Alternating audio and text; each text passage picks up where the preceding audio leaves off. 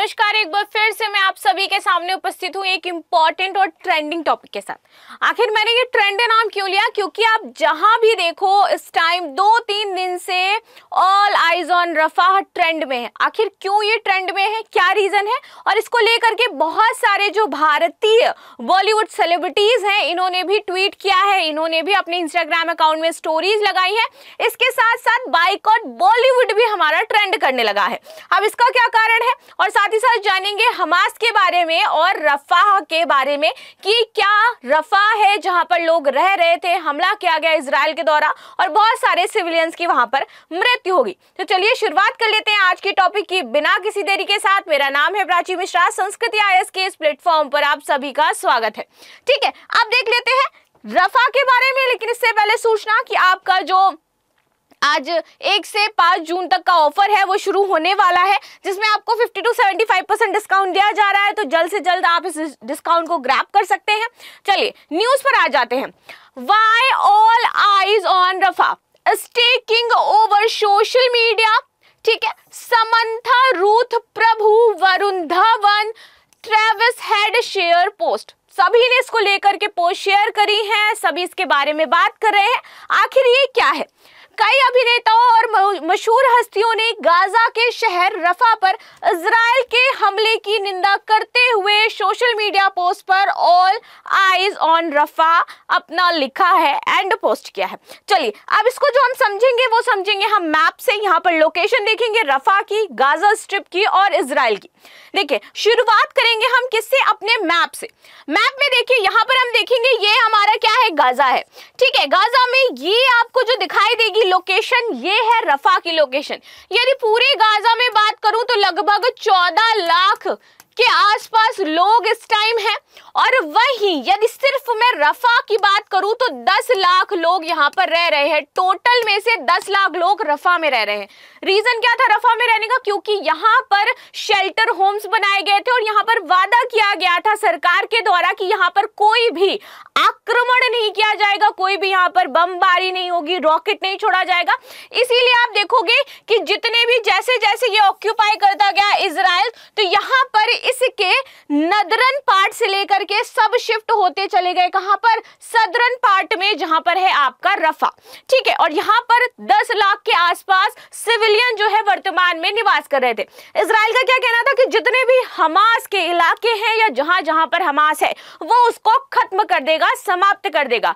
इसी की स्ट्रेटेजी के अकॉर्डिंग रफा में भी कुछ हमास के जो लोग थे वो निवास कर रहे थे और इसी को लेकर के इन्होंने रफा पर हमला कर दिया। इसके बाद पूरे वर्ल्ड में जो बेंजामिन नेतन्याहू हैं इनको क्रिटिसाइज किया जाने लगा। इवन उसके परम मित्र US ने भी यहाँ पर बोला है कि ठीक है हम आपका साथ दे रहे हैं, हम आपको हथियार जरूर प्रोवाइड कर रहे हैं, लेकिन वो हथियार रफाह पे चलाने के लिए नहीं है। ठीक, ये बात यहाँ पर कही गई है। देखिए चलिए ये बात तो हो गई कि ऐसा इसलिए हुआ क्योंकि यहाँ पर जो हमला किया गया तो 45 सिविलियन के आसपास डेथ हो गई लोगों की, मना किया गया, UN में बातें की गई, लेकिन दोबारा से यहाँ पर हमला होता है और फिर से 28 लोग यहाँ पर मार दिए जाते हैं, जिसमें बहुत सारे बच्चे भी आपके शामिल थे। अभी मैंने आपका नाम लिया कि बहुत सारी जगह पर क्या है पोस्ट किया गया है, ट्रेंडिंग चल रहा है। यहाँ पर इमेजेस देखो लगाई गई हैं सोशल मीडियाज पर। ठीक है, यदि मैं YouTube की बात करूं तो 1.95 के आसपास 1,95,000 इसके ट्वीट्स हैं, इस पर ट्रेंडिंग चल रहे हैं, हैशटैग यूज किए जा रहे हैं। वहीं 1 लाख के आसपास पोस्ट डाली गई हैं इंस्टाग्राम पर इससे रिलेटेड। लेकिन अगर मैं भारत की बात करूं, जब भारत में कोई मुद्दा आता है कश्मीरी पंडित से लेकर के, जब भारत में कोई मुद्दा आता है हमारा बॉर्डर कश्मीर से रिलेटेड, चाइना से रिलेटेड, जब भारत में मुद्दा आता है मणिपुर से रिलेटेड, तब हमारे बॉलीवुड स्टार्स कहां चले जाते हैं? तब वो कोई स्टोरी क्यों नहीं डालते हैं? इसीलिए इसके साथ ही साथ बाइकॉट बॉलीवुड भी ट्रेंड करने लगा है। तब हमारा मीडिया कहां चला जाता है? जब उसको वहां पर मणिपुर का इशू नहीं दिखता, जब एक महिला जला दी जाती है, तब हमारा मीडिया कहां चला जाता है? ये तो एक प्रश्न बनता है ना, तब तो डालना चाहिए। हाँ, जब बहुत ही सिचुएशन एक्सेसिव पहुंच जाती है तब हमारा मीडिया कहीं पर जाता है, लेकिन हमारे मीडिया के पास इतना टाइम है कि वो गाजा में जा करके जो चीजें हो रही हैं उसको देखता है। ठीक है, हम वर्ल्ड पीस की बात कर रहे हैं, लेकिन हमारी कंट्री में जो प्रॉब्लम चल रही है हम उनकी पीस की बात क्यों नहीं करते हैं, हम उससे रिलेटेड ट्वीट्स क्यों नहीं डालते हैं। तो इसी के साथ साथ ये अच्छी चीज है कि हम एक इंटरनेशनल मुद्दे को कवर कर रहे हैं, पीस चाह रहे हैं, देख रहे हैं, लेकिन साथ ही साथ हमारा एज अ सिटीजन, भारत का नागरिक होने के साथ हमारा दायित्व बनता है कि यदि हमारे भारत में कोई चीजें हो रही हैं तो हम उसे क्या करें, रोके, हम उसे क्या करें, उसको लेकर के लोगों को जागरूक करें, जैसे अभी जागरूक किया जा रहा है।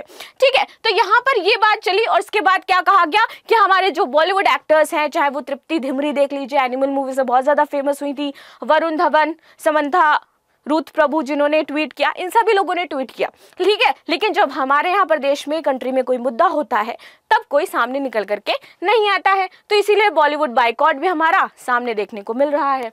चलिए अब बात करते हैं, मामला क्या है आखिर। देखिए, अंतर्राष्ट्रीय न्यायालय में इजराइल को गाजा के रफा में अपना अभियान रोकने का आदेश दिया गया था। ठीक है, अभी बीच में फरवरी में आपने देखा होगा कि हमास मान भी गया था कि वो क्या है, अब दोनों लोग मिलकर के क्या कर लेंगे, संधि कर लेंगे, शांत करेंगे यहाँ पर, और कोई भी आगे युद्ध नहीं किया जाएगा। लेकिन हमास के द्वारा क्या किया जाता है, इसके पश्चात जब ये बातचीत हो गई तो तेल अवीव पर आक्रमण कर दिया जाता है। जब तेल अवीव पर आक्रमण हमास कर देता है तो वापस से इजराइल क्या करता है, इसी के बदले के रूप में वो रफा पर हमला करता है, क्योंकि रफा में अभी भी जो हमास के लोग हैं वो रह रहे थे, कारण ये था हमला करने का। ठीक है, आगे बात करते हैं। आदेश के कुछ दिनों बाद ही इजराइल ने रफा पर हमला कर दिया। जब उसको दिया गया था, यूएन में यहाँ पर बात की गई, अंतर्राष्ट्रीय न्यायालय ने ये कहा कि आप रफा पर हमला नहीं करोगे, फिर भी बेंजामिन नेतन्याहू जो है उनके इशारे पर यहाँ पर हमला कर दिया गया। इस हमले में बच्चों सहित कम से कम 45 लोग मार दिए गए थे और इस हमले में अंतर्राष्ट्रीय स्तर पर आक्रोश फैल गया। ठीक है, इस घटना का विरोध वर्ल्ड हेल्थ ऑर्गेनाइजेशन ने भी किया। ये जो टैगलाइन है ये बहुत पुराना नहीं है, यहाँ पर इनके डायरेक्टर ने बोला था कि आप ये जो कार्य कर रहे हो, जो आप ये चीजें यहाँ पर हमला कर रहे हो, तो सभी की आंखें उस पर हैं, सब लोग इसे देख रहे हैं। तब ये एक स्टेटमेंट वो यूज करते हैं, स्टेटमेंट ऑफ किसका, वर्ल्ड हेल्थ ऑर्गेनाइजेशन के डायरेक्टर का स्टेटमेंट था, रिक पीपरकॉर्न का। ठीक है, और उन्होंने विरोध में कहा कि ऑल आइज ऑन रफा, ये लाइन बोली थी, ये स्टेटमेंट था उनका।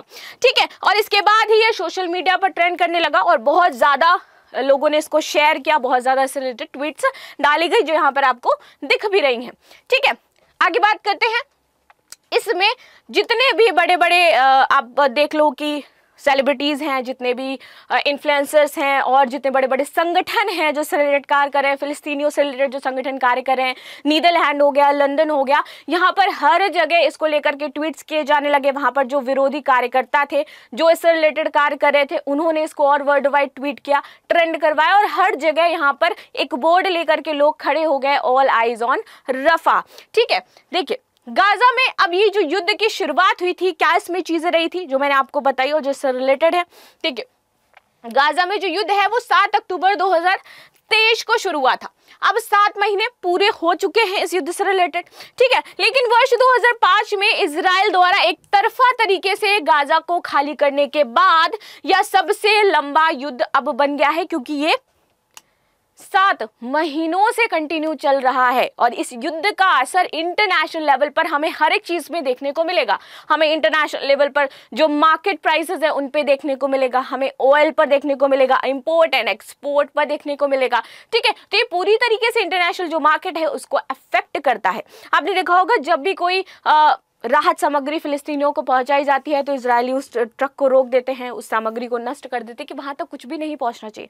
वहां के लोग जो इस सिचुएशन है वर्तमान में वो बहुत ही ज़्यादा क्रिटिकल है, तो इसको लेकर के शांति बनाए रखने के लिए, समझौता करने के लिए बातें की जा रही हैं, लेकिन फाइनल स्टेट पर ये समझौता पहुँच नहीं पा रहा है। अभी हाल ही में कुछ दिन पहले आपने देखा होगा इंटरनेशनल क्रिमिनल कोर्ट है, उसने कुछ हमास के जो डायरेक्टर्स है, इजरायली जो ऑफिशियल्स थे और साथ ही बेंजामिन नेतन्याहू, इनकी गिरफ्तारी के लिए वारंट जारी किया था, लेकिन कुछ हुआ नहीं, क्योंकि वो सिर्फ वारंट जारी कर सकता है, उसके पास इतनी पावर नहीं है कि वो गिरफ्तार कर सके या गिरफ्तार करवा करके ले जा सके। वारंट तो जारी हुआ लेकिन आगे कोई बात बढ़ी नहीं। ठीक, आगे देख लेते हैं युद्ध विराम का जो समझौता था किस प्रकार हुआ। तो युद्ध की शुरुआत के बाद इस क्षेत्र में अमेरिकी विदेश मंत्री एंटनी ब्लिंकन ने 7 बार यात्रा की यहाँ की, और 29 से 30 अप्रैल को रियाद में अरब नेताओं इजराइल में इजरायली प्रधानमंत्री बेंजामिन नेतन्याहू के साथ व्यापक चर्चा भी की। बातचीत के बाद युद्ध विराम पर एक नया प्रस्ताव पेश किया गया था, जिसमें हमास ने सहमति जताई थी और इस सहमति के बाद ही इन्होंने क्या किया था, जो तेल अवीव है वहां पर आक्रमण कर दिया था। देखिए, रफा इसलिए जरूरी है और साथ ही साथ वहां पर लोग जो रह रहे हैं, क्योंकि यहाँ पर ऑफिशियली कहा गया था कि जो रफा है वो पूरी तरीके से सेफ रहेगा, वहां पर कोई भी हमला नहीं किया जा सकता है। और रफा में पर्टिकुलर एक क्षेत्र है, उस क्षेत्र का नाम है तल अल सुल्तान। रफा के अंदर ये जगह पड़ती है जिसका नाम, जैसे मैंने बताया, कि तल अल सुल्तान है और ये स्पेशली रिफ्यूजीज के लिए बनाई गई थी। और इस जगह को क्या किया गया था, ऑक्यूपाई किया गया था और यहाँ पे कहा गया था जितने भी रिफ्यूजी हैं, जितने भी सिविलियंस हैं, वो यहाँ पर रहेंगे और ये पूरी तरीके से सेफ रहेगी। लेकिन ये जगह भी इजराइल के द्वारा नहीं छोड़ी गई और यहाँ पर भी हमला कर दिया गया, ठीक है। जो कि बाद में बेंजामिन नेतन्याहू ने अपना स्टेटमेंट दिया। उस स्टेटमेंट देते हुए कहा कि मुझे भी इस घटना का दुख है, मैं नहीं चाहता था ऐसा, लेकिन उनके अकॉर्डिंग वो बाय मिस्टेक हुआ है। लेकिन यदि देखा जाए तो वो हमास के जब तेल अवीव पर उन्होंने हमला किया, उस बदले में उन्होंने रफा पर हमला किया था, ठीक है। इस बीच समझौते में 40 दिन के युद्ध विराम के पहले चरण में हमास की हिरासत में 33 बंधकों को रिहा भी किया गया था। साथ ही साथ गाजा पट्टी के दक्षिण में विस्थापित फिलिस्तीनियों की वापसी भी करवाई गई थी, क्योंकि बहुत सारे लोग यहाँ से क्या है, विस्थापित होकर के अलग अलग जगह पर जा भी रहे हैं, निवास भी कर रहे हैं, क्योंकि जो युद्ध की स्थिति है वो बद से बदतर होती जा रही है, रुकने का नाम नहीं ले रही है। लेकिन हम क्या है, सभी यह कामना करते हैं कि जो विश्व शांति है वो बनी रहे, जल्द से जल्द वहाँ के जो लोग हैं उनको आराम से रहने के अवसर मिले, शांति से वो रह सके, सुकून से रह सके। आप खुद सोचो, जहाँ पर एक छोटा बच्चा जो हाल ही में जिसने अभी जन्म लिया है, यहाँ पर हम तेज लाउड स्पीकर में आवाज़ उसके सामने नहीं चलाते, हम गाने नहीं बजाते कि उसके कानों में दर्द होगा। और वहाँ पर इतनी तेज से बमबारी करी जा रही है, हमले हो रहे हैं, तो ये जो चीज़ें हैं ना वो अंदर से बहुत हर्ट करती है। यदि आप इसे बहुत फील करके देखोगे तो आप देखोगे कि हमारी दुनिया कहाँ जा रही है और हम कहाँ जा रहे हैं, ठीक है। तो हमें क्या करना है कि इन चीज़ों पर आपका जो पक्ष है वो ज़रूर हमारे साथ शेयर करना है, बताना है कैसे ये जो जियोपॉलिटिक्स है किस प्रकार से मूव कर रही है, क्या चीज़ें हैं। बहुत बार आपको सुनने को मिलता है कि तीसरा विश्व युद्ध हमें देखने को मिलेगा जल्द ही। इसके बारे में आपकी क्या राय है मुझे ज़रूर कमेंट बॉक्स में बताइएगा। मिलते हैं नेक्स्ट क्लास में, तब तक के लिए धन्यवाद। और हाँ, हम सभी प्रे कर सकते हैं कि विश्व शांति ज़रूर बनी रहे, लेकिन उससे पहले क्वेश्चन का आंसर भी आपको देना है। तो ऑल आइज ऑफ रफा के संदर्भ में निम्नलिखित कथनों पर विचार कीजिए कि इसका संबंध इजराइल के हमले से है या फिलिस्तीनियों के साथ एकजुटता दर्शाता है। और इस स्लोगन का प्रयोग सबसे पहले रिक पीपुकॉन के द्वारा किया गया था। उपयुक्त में से कितने कथन सही हैं? केवल एक, केवल दो, सभी तीन, कोई भी नहीं, ठीक है। तो मुझे कमेंट में जरूर बताना। मिलते हैं नेक्स्ट क्लास में, तब तक के लिए धन्यवाद। लाइक शेयर सब्सक्राइब करना बिल्कुल भी ना भूलें।